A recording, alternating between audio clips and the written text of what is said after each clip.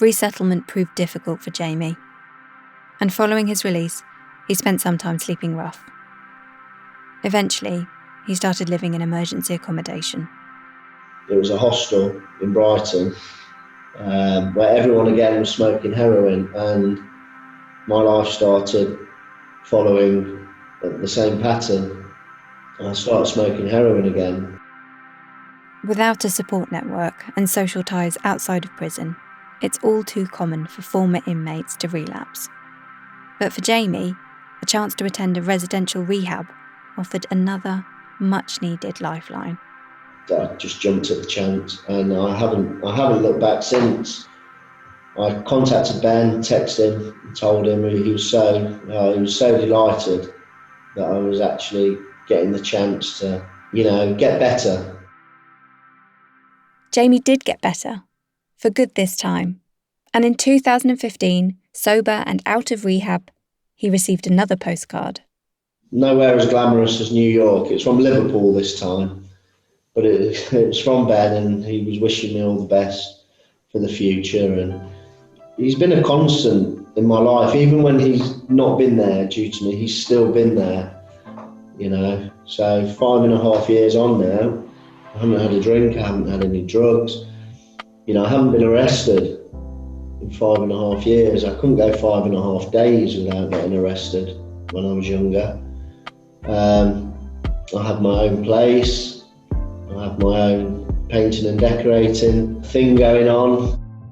To see someone come out of prison with all those labels, with all those stigmas, and then go on to lead professional or working lives and fulfill themselves. Yeah, it's lovely. It's absolutely lovely. I really, really think that what Newbridge do is so, so important. I went on holiday to Sicily a couple of years ago. I got around to posting Ben a postcard. He said, "Who would have thought back in 2007 I would be sending you a postcard from Sicily?" Ha ha ha.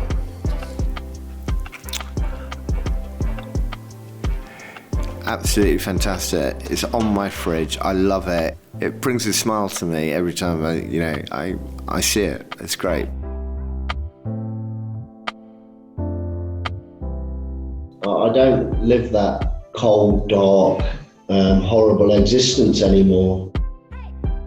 I said at the beginning that I spent 22 years of my life drinking. Well, I've spent the last 5.5 years of my life in recovery, and I know, I think and I know that night in the library back in 2007, I believe that set me on the road to the life I lead today. I'm one of the fortunate ones, and I'll probably be in touch with Ben now for, I don't know, many, many more Christmases, hopefully. There's clear evidence that if you're supported whilst you're doing your sentence, you're 27% less likely to reoffend. It's another reason why Newbridge's work is so important. It certainly changed my life, so thank you. Jamie has been drug and alcohol free for the last 5.5 years. He passed his driving test and started working as a self-employed painter and decorator. For the past 3 years, he's shared his life with two special people, his partner Rachel and his cat, Yoda. Jamie and Ben are still in touch.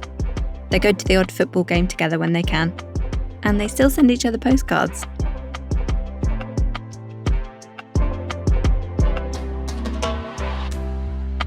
The Newbridge Foundation currently supports more than 600 people in prison. Over 270 volunteers provided support during 2020, an unprecedented year that's seen inmates confined to their cells for 23.5 hours a day to keep both inmates and staff safe from coronavirus. This prolonged isolation is bound to have a significant impact on their mental health. But they don't have to be alone. The Newbridge Foundation continues to provide an essential service for hundreds of people like Jamie. but it cannot survive without your generosity. If Jamie's story inspires you, please give every thought to becoming a regular contributor or to making a one-off financial donation. Visit newbridgefoundation.org.uk and give the gift of friendship this Christmas. Thank you.